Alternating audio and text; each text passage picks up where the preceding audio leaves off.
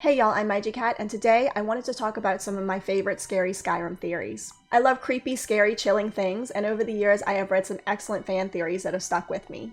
Let me know what you think of my top 5, and I'd love to hear your favorite theories, so don't be afraid to share them. Y'all ready? Let's go. I know I'm going to get comments about this, so I'm going to preempt it ahead of time. These theories aren't truly terrifying, but they do give me goosebumps whenever I think about them. I don't know if there's anything in Skyrim that truly scares me to the bone, but please accept that as a challenge because I'd love to hear about something truly bone-chilling related to Skyrim.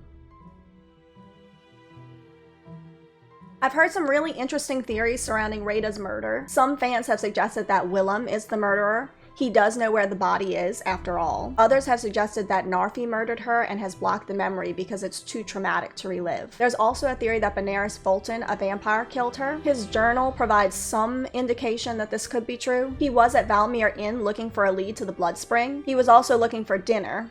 And although I love these two theories, my favorite one is the one by Norman Normal on Reddit, who suggested that Narfi is a werebear. There's some really good evidence for this theory. Rada was looking for alchemical ingredients. It's possible that she discovered that her brother was a werebear and was trying to cure him. Also, Narfi says that he has trouble sleeping, which could be a result of his beast blood. The book on lycanthropy notes that there are many werebears in Skyrim, but there are none found on the mainland. The developers may have intended for Narfi to originally be a werebear. And also there's the Dark Brotherhood assassination.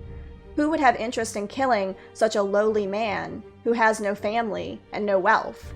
This is where Willem comes in. Willem may not be a local in Iverstead. He doesn't understand why the locals call the cave Garamond's Hall. The theory states that Willem himself was also a werebear, that he discovered Rada's body and didn't want a rogue werebear running around Iverstead and giving away his cover. The theory also states that Willem may have accidentally infected Narfi. After all, he is the barkeep and he does handle drink and food. Rada discovered Narfi's transformations and was looking for alchemical ingredients to cure him. And one night, Narfi accidentally kills his sister during a transformation. Willem discovers that he infected Narfi and that Narfi killed his sister, and so he lies to Narfi about what happened. Narfi, in the throes of transformation and grief, blocks out the memory of murdering his sister. Willem finally decides that Narfi is too dangerous and puts out a hit on him. There's also the fact that bears surround Iverstead. There's a bear cave right there, and there's a quest to collect bear pelts, and yet bears never attacked Iverstead. Perhaps they are staying away because of the werebears. I've looked around the inn for evidence to confirm that Willem is a werebear, like a journal or something like that,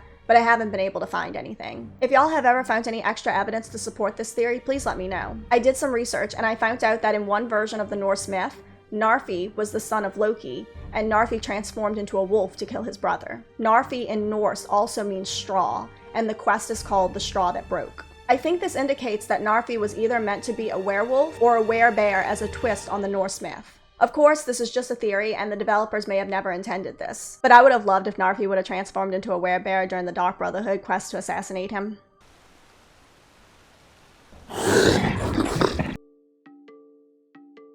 My second favorite creepy theory is that the children of Honor Hall Orphanage will be the ones to rebuild the Dark Brotherhood. There are some indications that this might be the case. The Aretino boy does the Black Sacrament, linking him to the Dark Brotherhood. The children sing and cheer the Dark Brotherhood's praises when the headmistress dies. We love you, Dark Brotherhood! This could mean that the other orphans either knew about or took part in influencing the Aretino boy to perform the Black Sacrament. I also like thinking that the headmistress's cruelty was meant to prepare the children for the harsh lands of Skyrim, but it backfired and they turned into little monsters. Also, we have Babette, who is in child form, and it seems like she would be a powerful influence in bringing the children in. And there's always horror stories about creepy kids. I cannot best you! My next favorite theory is that the Emperor put a hit on himself because he couldn't handle the after effects of the White Gold Concordant and the Civil War.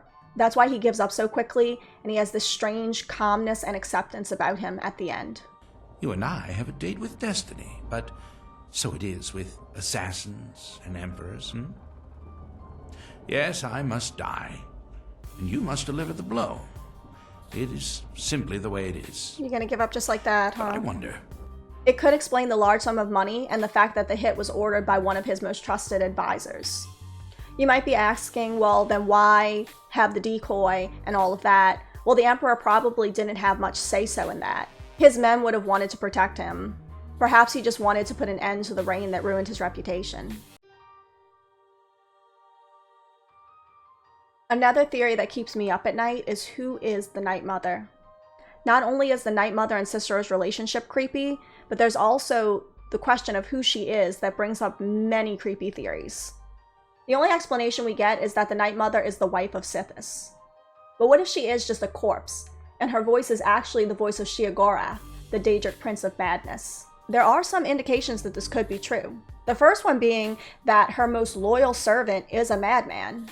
There's also a man introduced in the Dawnguard DLC named Laurentius. Laurentius thinks that he speaks to Arche, and he talks about it all the time. But divines don't usually speak to mortals unless they're hugely important. It's been suggested that if that was Arche, then why not speak to the Dragonborn directly?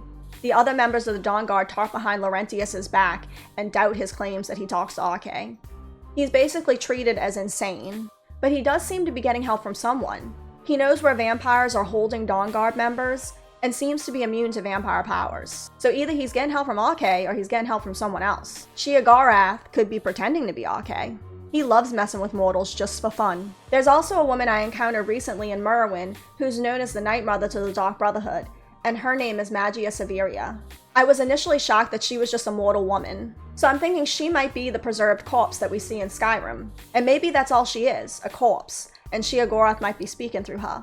There's also a theory that Mathala might be impersonating the Night Mother, since the Morag Tong and the Dark Brotherhood have always been rivals.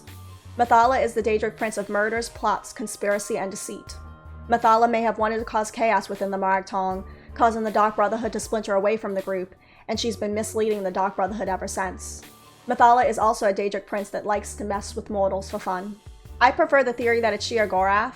The Mathala theory doesn't really work for me, unless you could convince me of who the body of the Night Mother really is. If she is the body of Magia, then the theory that Mathala caused the splintering through the Night Mother doesn't really work, unless she took possession of Magia's mind, or spoke to her directly while she was still alive.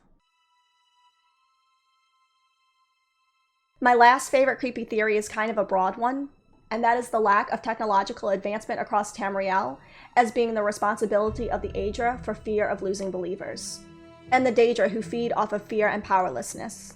The Aedra and Daedra halting technological advance could explain why even though we've seen Tamriel over hundreds of years, Skyrim still looks very medieval.